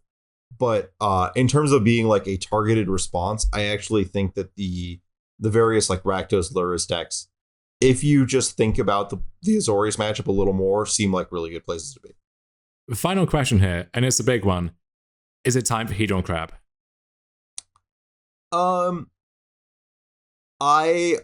We've talked about burn. My current problem with Hedron Crab in this deck is that I don't know when I would want to play blue burn instead of red burn, because like it doesn't seem like anyone is doing enough of the things that would beat exactly red burn for me to want to play slower blue burn over it. The thing with Hedron Crab that makes me want to play that deck over anything else is one-shotting the Paladin players with Tasha's Hideous Laughter, which may be a thing after this weekend. And I keep making this comparison to actual burn. I think it's worth noting that I like the actual burn decks versus the Azorius decks, as long as their sideboard is pretty stretched the way it is right now. So I would, not. It might be like the literal exact, you're going to listen to this on Tuesday. You might have until like Saturday to play Mill and it would be good, but I'm not entirely sure. So like take that with a grain of salt and just consider whether you should be playing Goblin Guide over Hedron Crab in that exact spot. So time for blue Hedron Crab or red Hedron Crab is what you're saying here. Yes, red Hedron Crab. I mean, they're even from the same set, right? Right. I guess, the Ruined Crab Spirit thing is a little more forced, but we'll go with it. It's fine. Have you found Chalice to be a problem in that matchup? I guess on the play versus on the draw is kind of a big deal there. Yeah, play versus draw is a big deal, but also like they have to have it like on the play. If they don't have it on the play, it doesn't really do a lot. And also with Skewer the Critics popping up, you're fairly diversified. Like if you look at these burn decks, it's going to cover, you're going to get a turn to expend your creature, but like there's 16 to 20 things it covers and like a lot of stuff that it doesn't. Skewer, Boros Charm, Lightning Helix, Eidolon. It's not a surefire win. Yeah, so that covers a lot of ground here in terms of how to beat control, but we have some nonsense of the week to get to from the best French washed-up control player of all time after a short break here. Don't go anywhere. If you are looking to sell your Magic the Gathering cards, it's never been easier than with StarCityGames.com. Make the best of our 30% store credit bonus and the fastest turnaround time in the industry when you use any of our 4 simple ways to sell located at StarCityGames.com/sell. You can check out our buy list, box up your cards and send them our way with the ship and sell program. Come on in to the Star City Game Center in Roanoke, Virginia for that personal touch, Or if you have everything, 500,000 cards, you want to store and you want to do some bulk, we'll come to you. And seriously, when we're talking about these large collections, Star City does mean they will come to you. The list of places goes from Ohio to New Jersey and elsewhere. Like, seriously, I've driven from Ohio to New Jersey. That is not a short drive. So head on over to starcitygames.com/sell, that's SELL, for more details on all these great options, and maybe clear up a little space in your life for your next project, even if that happens to just be even more Magic cards or another Commander deck. All right, so as promised, we are kicking off Nonsense of the Week, and usually we're kicking off the opening results segment here with Guillaume Raffetapper, but here he gets to headline a whole different segment. Yeah, so I think I had kind of alluded to this somewhere in that control segment, but it looks like Wafo realized the tides might be turning this week on control and elected to play combo control with Esper Reanimator, but not the list that we saw. This is like Esper Control Reanimator. Yeah, my headcanon here is that on main, Wafo Tapper is just showing up and crushing every week with some new control deck, but that he has some out where he's just playing like burn and hammer and speed running leagues in 30 minutes just to get something out of his system. Yeah. You know, I think that maybe just like the alt is like running in the background of the control matches just to like keep the brain going for your counterspell turns, just so you're taking game actions. But yeah, this Reanimator deck, the quote that is going to, we're recording this now before my article posts, but the quote that's going to be in my article is that I don't really understand how it's getting Archon into the graveyard, so I think you're going to be casting Persist targeting Muldrifter a lot. But that might be exactly what Wafo is hoping for. Well, so okay. The secret is the hidden broken mechanic in the game is discarding to hand size, which if you're Guillaume Raffetapper, you have done many, many times across the years, if for more innocent reasons most of the time. But if you're on the draw, let's say, which Raffetapper is more than most people, as far as I can tell, then on the draw, you evoke Muldrifter on turn 3, you go up to 8 cards, you discard Archon. It's clean and simple. Yeah, I had not considered the Muldrifter as a discard outlet. And that plays perfectly into the couple of Solitudes here. That's your follow-up interaction after you've used the discard outlet. Wow, that's just really next level. I hadn't thought about that. See, look, if you're choosing to draw first whenever possible, then pitching a card to Solitude becomes a whole lot easier. You know, you have an extra whole card to work with it. Yeah, the thing I also like is, we see all these things. It's like, yeah, it's half Chalices and Prismatic Endings, then half like Faithful Endings and Archons. But if you look at the mana, 2 Drowned Catacombs, 3 Mystic Gates, that's just like Wafo took one of his deck lists from, March or April and then deleted all of the spells and kept the lands. It was like Esper Control it is, but with new stuff. Oh yeah, we're going to have some nice Celestial Colonnade, Castle Vantress, Drowned Catacomb hands with this deck for sure. Yeah, just no respect for Hollow Storm Giants, just going back with the classic, because you do need to fix the mana, because you are true 3 colors. You sure are, yeah. And then in the sideboard here, we have a nice little buffet of different things going on. So we have the one Emrakul here, in case anyone is, in fact, playing blue Goblin Guides. And then we've got a Supreme Verdict, we've got a Jason Mind Sculptor, a Teferi Hero of Dominaria. And so if he feels a sense of guilt over, betraying his true colors and showing up with reanimation spells, he can sideboard into kind of a control deck, almost. Yeah, I actually really like that. I think that one of the things missing from the original, it was Spider Space Esper Reanimator deck, was the ability to morph into a slightly more controlling role. I think that access to like a Supreme Verdict or 2 instead of just the Engineered Explosives in that deck would be really good. And then like Teferi seems, I don't want to say perfect, because you can run short on lands with Faithful Mending, where like you're like, okay, well I have a 5-drop and a land, and then that's all of my cards accounted for. I don't really know what I'm supposed to discard to Faithful Mending. But like Teferi otherwise is kind of the perfect card. I want to double down on this Emrakul here, because I really respect putting that in your sideboard for leagues, because like in an event, it's like, you're playing a 9-round event and you kind of have this expectation of like, yeah, maybe I'll get got. I've got to min-max my chances. I'm not going to play the Emrakul. But like, if you're just like sitting at home on like a Wednesday night playing a league and you get milled, like it just feels so bad. I think that it's a great pain reduction mechanism to just have that card in your league deck sideboard and then cut it for the weekends. Yeah, as Alan Wu likes to say, leagues are noise, but some of that noise consists of blue fire blast, and you've got to be ready for that. Yeah. On the subject of decks that are like significantly winning, I do want to follow up on a comment I made last week on another nonsense deck, and this was the Neoform Affinity deck. I did do my homework on that. There are problems with putting. So all your cards cost 7 and then tell you they cost less for each permanent you have. But the problem is that all your cards cost 7 and then you're putting like non-permanents like Neoform and Crater Hoof Behemoth into your deck. So if you can solve this with like an artifact Raise the Alarm, let me know. But until that happens, I'm skeptical that deck continues to win moving forward. Of course, it continues to like 4-0 a prelim every 2 days. So I don't really know what's going on there. But like, that's some nonsense to work on there. I'm pretty sure that's the same guy, Karate Dom, just running hotter than the sun every time. Yeah, my experience with that deck is if you ever miss a land drop, it is literally impossible to cast any spells because they all either cost 7 or cost 8, and you're hoping to cheat them into play with Neoform, or it's Neoforms, but you can't cast because you can't cast any other spells, and you really need to do that first before you cast a Neoform. So yeah, a lot of moving parts there, I think, is the euphemism for that. Yeah. And then I guess to close out nonsense, we've got a bunch of like creature decks to talk about on the opposite end of this control stuff.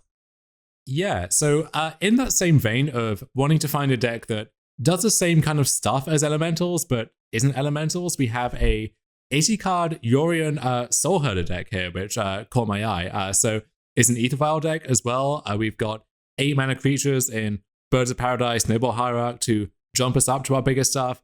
We've got exactly 7 wall effects here, Wall of Blossoms and Wall of Omens, alongside 4 Charming Prince in the 2-drop slot. And then 4 Omnath, Locus of Creation as the main reason for this red splash, other than, I guess, the 4 Obsidian Charmors in the sideboard. A clear statement about what this deck is weak to in game 1. And Omnath has been basically the best card in any of these soupy 4-color decks or any of the 4-color creature decks that I put it in. And so, yeah, splashing just for that card makes sense to me, as does wanting more access to this card, because we do have 80 more cards, or no, just 80 cards, not 80 more cards in this deck. And so we have an Eldamri's Call toolbox to kind of tie the room together here. So we can find our Omnath, our Solitude when that's the effect we want. We have an Endurance, an Eternal Witness for the Ephemerate Chains, and so on and so forth. We've got a Skyclave Apparition, we've got a Soul Herder here. We also have a Tovalar's Huntmaster as a green Grave Titan. You know, that's the one color we aren't stretching to here. So gotta find a replacement when I guess you have a lot of mana and you need a big dumb idiot to get things over with. I think this is just playing new cards for the sake of playing new cards, but I guess there's worse new cards you could play. I'm skeptical that this 6-drop is better than Titania. Yeah, I think I would just want a main deck Yorion, right, as a thing you can call for in that role instead. But I think this basic recipe makes a lot of sense to me. And we're rounding this out with 4 Mana Ending, 4 Teferi Time Raveler as in Ending's case, that's the cheap interaction that gets you up to your more expensive stuff. And then Teferi is an automatic win against one side of the format and just can always find a role against anyone else, as well as, you know, this deck more than any other can pick up its own Wall of Omens to draw a card and then replay the wall to draw another card, for example. So using every aspect of that card there. I think I like a lot of what this deck has going on, and being able to set up those Ephemerate Solitude lines or set up an Endurance in the matchups where you really want that card with Eladamri's Call makes a lot of sense to me. I don't know if you need all of the 8 mana accelerants for Ether Vial stuff, and those 2 types of effect come into conflict some of the time, but big picture terms, I like a lot of what's going on here. Yeah, that does check out to me. You want to talk about the next Selesnya deck we have on this list? This is the Soul Warden Heliod combo deck? Yeah, this is not the Heliod deck that you got tired of playing against in Modern months and months ago, and which you probably haven't played against for a few months at this point. This is a reimagination of that deck. So instead of having all of those 1-drop mana accelerants and a bunch of 3-drops with Collector Company to set up, Walking Ballista, Spike Feeder, and so on. We still have a lot of that. We've got 4 Heliod, 4 Spike Feeder, 4 Collector Company. We also have 4 Scurry Oak. So we highlighted this combo in the past here. This is 1/2 with Evolve for 3 mana. Whenever one or more +1/+1 counters is put on Scurry Oak, you create a 1/1 green squirrel token. So in conjunction with Heliod and a Soul Warden effect, of which we have 4 Soul Warden, 2 Soul's Attendant, and crucially 4 Prosperous Innkeeper, which is a backup on that effect that also jumps you to 4 mana for your Collector Company. With that effect, you gain a life. Heliod puts a counter on Scurry Oak, which means you create a token, which means you gain a life with your Soul Warden, which means you put a counter on, and so on and so forth, and infinitum here. And then with that many things that trigger off creatures entering, cards like Ajani's Pridemate and the new Pridemate in Trelasara Moondancer. This is green-white for a 2/2. Whenever you gain life, you put a counter on it and scry one. So that adds up pretty quickly. I think if you're gaining life several times a turn, you're just tearing through your deck, finding that missing piece that you need. And Heliod is, the prior Heliod deck, it was already your most important card. In this deck, you actually get to use Heliod in a fair sense too, with all your Soul Warden effects. So finding a copy of Heliod is even more important in most games than it was previously. So this card helps to do that too. We've got Conclave Mentor, which fills the same role in terms of, it's a Spellskite of sorts for your Spike Feeder combo, but when you're putting counters on your 8 various Pridemates or your Scurry Oak, then you get to load that up even faster here. So all of these pieces working together in perfect harmony. The mana base, though, is like something out of a budget Pioneer deck. I'm not quite sure what's going on there. Yeah, I assume that there's some amount of budget concerns just like building this deck the way it is. It's a pretty budget Magic Online deck in general. So that's just what I assume is going on there. Just like, someone playing this deck that is actually like pretty good now, but like not really wanting to stretch for like the Windswept piece and Temple Garden kind of stuff that is, I guess, not significantly more expensive on Magic Online last I checked, but like is the kind of thing that like if you're building a budget deck is the first thing that comes to mind of like, well, maybe I can trim here.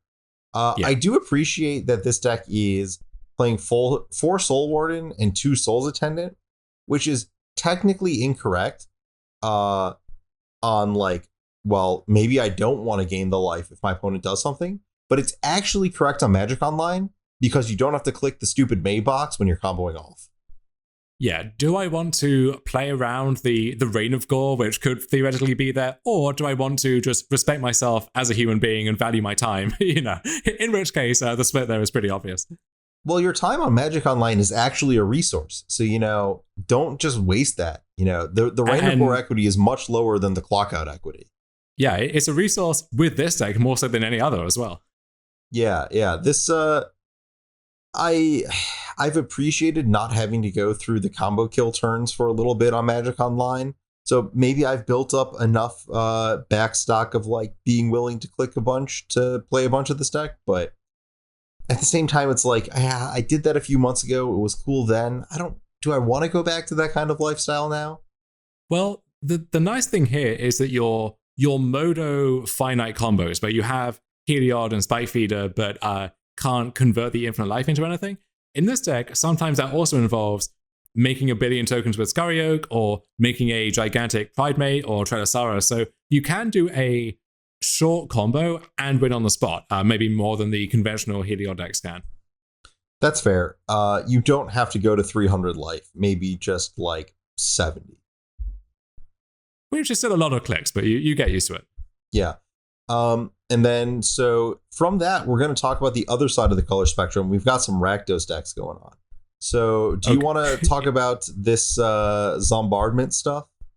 Yeah, so this is kind of in the same vein as the decks that I wrote about for my article last week. This is loosely a zombies deck. We have Undead Augur, but no Champion of the Perished, which is the card that reinvigorated my interest in these decks in the first place here. This is just kind of good old-fashioned Zombardment, insofar as a deck that never really existed before can be called old-fashioned. So we've got Carrion Feeder, Gravecrawler, Stranger Supplier, for Bloodghast, which is a really nice pairing with any sacrifice effect, but in particular, Goblin Bombardment.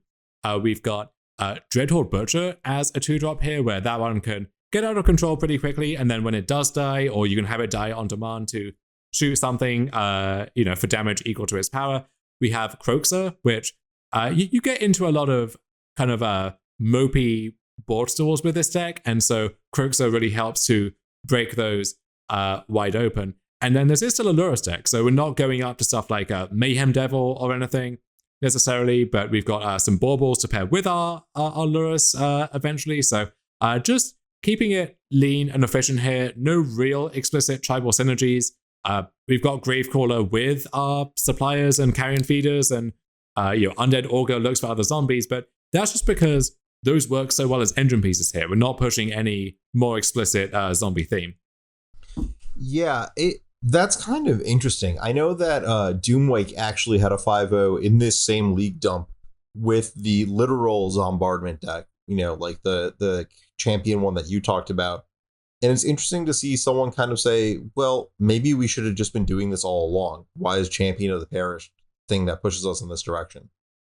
Yeah, I'm a little skeptical about 19 lands in a deck that's hoping to bring back Bloodghast over and over and is always going to have good uses for most of its mana. We've got 2 Hive of the Eye Tyrant in this mana base. Would like to realistically activate those in longer games. And I don't actually know if Mishra's Bauble is what we want here, bearing in mind that we don't have anything like Mayhem Devil that looks for stuff being sacrificed in general. And so with that in mind, given that it's only really doing stuff with Lurrus, I think maybe just using those slots on more mana sources and then rounding out some of the interaction here might be a better way to go.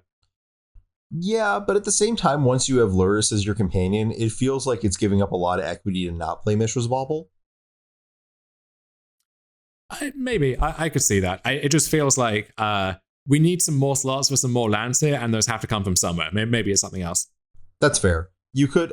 Dreadhorde Butcher is the card that is kind of suspect to me, so I might start there. Yeah, I'm not convinced by the Butcher. It may be that, especially once you restrict yourself with Lurrus and there's no Mayhem Devil or anything, you have to fill out the deck somehow, and if you're not doing the tribal thing, then I'm not sure what other options there are, and maybe that means you should just be doing the tribal thing, or maybe you lean even harder into Croxer and become more of a dedicated, trade resources and then escape Croxer deck. I could see that being a good angle too. Yeah, I guess I don't think you have to be, super hard tribal to make that work. Champion of the Parish is the only zombie in the, hardcore zombie deck. I mean, I guess Doomwake's also playing Bloodghast, but that's just so free. But, Champion is the only card that really asks for everything to be zombies. Crypt Breaker brings its own zombies with it if you go down that road. So I think you can kind of mix and match a little bit more. Yeah, and once you have Carrion Feeder, Gravecrawler, Shifter Supplier, that's 12 other zombies. Undead Augur gets you to 15, 16. And so once your champion is almost always becoming a 2/2 and other copies of champion help along there as well, then if it's a 2/2 that often is going to become a 3/3 with upside to just eventually being some 9/9 behemoth if you're going off with Gravecrawler and a Sack Outlet, then that seems like a fine use of those slots to me. Yeah. Yeah. And then I guess I'll talk about the deck that I brought to the table. And also in the Rakdos tribal range. This is Rakdos Vampires. The same player managed to 5-0 multiple leagues this list with various Sorin Imperious Bloodlord decks. And I wanted to highlight this first one because it features a Innistrad Midnight Hunt card that I don't think we discussed too much, and that's Bloodthirsty Adversary. Yeah, this is the smaller Goblin Dark Dwellers, if you will. So 1 in a red for a 2/2 haste, and when it enters, you can pay 2 in a red to recast you get a counter on it. You can pay 2 in a red any number of times. For as many times as you do, you recast an instant or sorcery with mana value 3 or less from your graveyard. So we get to see the old school Goblin Dark Dwellers Corrigan's Command combo in a new skin here going on. And just, you get back a Lightning Bolt, you get back a Thoughtseize. So not too hard to make that one good. I'm honestly kind of stunned to see Sorin doing work here without Bloodgust. Like, that seems like the most obvious pairing of those two cards imaginable. And I guess we are kind of doing that with Silver Smoke Goal, which is a thing you could even do in Pioneer or Historic if you were so inclined. So this is the 2 black, 3/1 zombie vampire, where at the beginning of your end step, if you gain 3 or more life this turn, then you return the Ghoul from your graveyard to the battlefield tapped, and then you can pay 2 mana and sacrifice it to draw a card. So that is a slow but pretty dominating engine if you can set it up over time. Would expect this deck to be leaning harder into that with Bloodgust and so on, but maybe that's a different shell that's required there. No, I think that makes a lot of sense. On that note of Silver Smoke Ghoul, I want to highlight what I think might be the most adorable part of this deck. That's the 4 Cram Sessions. So this is the sorcery from Strixhaven that costs 1 and a Golgari hybrid. You gain 4 life and then learn. There's exactly 1 lesson in this sideboard. Do you want me to spoil the surprise, or do you want to try and work out the puzzle? Go for it. Okay, so yes, you might want to find this start from scratch with Cram Session, but there's another you don't just have to find a lesson with Learn. You can discard a card to draw a card, and now if you Cram Session and discard Silver Smoke Ghoul and draw a card, your Silver Smoke Ghoul comes right back. Yeah, I've seen Sorin itself compared to a show and tell of sorts, and I guess Cram Session is like a weirdly refracted Sorin in one sense. Those are all terms you can use to describe these cards. I'm going through some of this. It's actually this player, 3 times has put up a 5-0 in the last 7 days or so. Or not 7, sorry, this is older. Some of these are much older, a year. But this is the recursive iteration on some of this stuff. And the previous iteration is the one that had stuff like Cling to Dust and Smiting Helix. So I think there's a lot of room to wiggle around with Silver Smoke Ghoul. So I'm excited to see if this pops back up again. I do actually like the Immersurm Predators in this deck as well. That one has a lot of text, but hoping there are enough standard players in the audience to know what that one does already. But as a threat that can become indestructible and a flyer, and it can get out of range just power and toughness wise of some of the damage-based removal, and then it's exiling cards from graveyards, which really messes with a lot of things going on in the modern format. I actually think that card is, if you want a big thing to cheat in with your Sorin, and I think you do, that one seems like top of the list, and would pair very well with Bloodgust if that was a card that was in this deck. Yeah, it is easy to forget that card has good types for Sorin, but as soon as it's in the deck, you look at it and you're like, oh, that's the point. I will say, we have Innistrad Crimson Vow coming to us in like 4 weeks, dear God. And that is a set that will be chock full of vampires. And so I think getting a set of Sorins now, perhaps from StarCityGames.com, would be a wise investment, not to offer any, we are not registered financial advisors. We are highly unregulated. But if you want a tip to follow up on, I think that's a pretty wise one. Well, I'll have to say that you're probably a little late on that, because it looks like all of them are sold out at StarCityGames.com right now. But you can click the thing that says notify me when that's back in stock, and it will fire you an email, and you can race to be one of the first people to obtain yours before everyone else wants their Sorins for this Crimson Vow set. Absolutely. So I think that's going to do it for our Nonsense of the Week, and also for our episode of the week, until unless you have anything else here. No, I think we're all good to move along and start thinking about vampire season. I guess, is this officially, like, this release cycle is like September into October werewolf season, and then like, are vampires a Christmas thing now? Is that how this works? Or are they like Thanksgiving? It's really hard to tell. And Halloween is like the transition point there? Yeah, that's the night to other night transition point. Yeah, I believe that's how the lore works. But if you have any information on the lore or some Nonsense of the Week or anything else, once again, you can be hitting us up on Twitter. I'm at Domin Javier. He's at ARMLX. And we'll talk to all of you again next week. Take care, everyone.